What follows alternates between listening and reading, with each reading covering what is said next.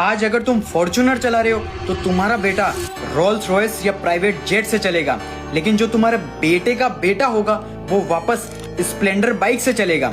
अब तुम सोच रहे हो इतना बड़ा भेदभाव क्यों? क्योंकि जो पैसा है वो 3 जनरेशन तक चलता है। लेकिन ऐसा क्यों? पहली जनरेशन को बोलते हैं वेल्थ क्रिएटर्स।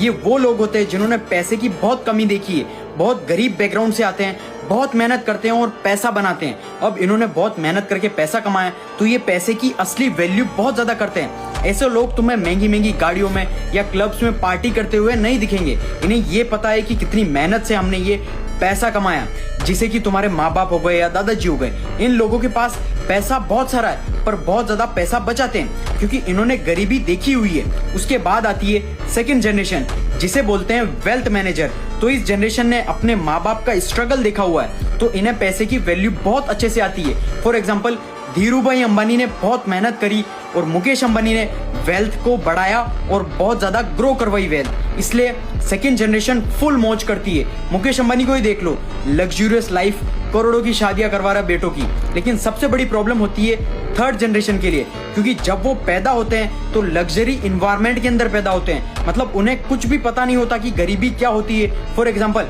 मुकेश अंबानी के बेटे को देखा होगा 50-60 करोड़ की घड़ी वॉचेस पहन के घूमता है। उसे नहीं पता कि 50-60 करोड़ रुपए की असली वैल्यू उसके लिए ऐसा है कि किराना स्टोर से 5 रुपए की चॉकलेट खरीदना या कोई चिप्स खरीदना। और इतना ज्यादा पैसा होता है कि अबंडेंस ऑफ मनी है, तो इन्हें नहीं पता होता कि पैसे की रियल वैल्यू क्या होती है। इसलिए तुमने देखा होगा बड़ी बड़ी पार्टीज करते हैं, महंगी महंगी घड़ियां, गाड़ियों में घूमते हैं ये अमीरों के बच्चे। वो ऐसे ही सारा पैसा उड़ा देते हैं, पूरी दौलत पैसा उड़ा के वापस गरीब बन जाते हैं, क्योंकि इन्हें अंडरस्टैंडिंग कम होती है और रियल वैल्यू पता ही नहीं होती। इसलिए थर्ड जनरेशन तक सारा पैसा खत्म हो जाता है। ऐसे और बिजनेस कंटेंट के लिए मुझे फॉलो जरूर कर लेना। और इसी रीजन की वजह से कुछ अमीर लोग अपने बच्चों को गरीबी की दुनिया में भेज रहे हैं ताकि वो असली वैल्यू सीख सके, असली रियल स्किल सीख सके। इसलिए अगर तुम गरीब हो और बी ग्रेटफुल फॉर एवरीथिंग और मेहनत करके अंधा पैसा कमाओ। जो अचीव करना चाहते हो वो खुद की मेहनत से करो, ना कि भीख मांग के।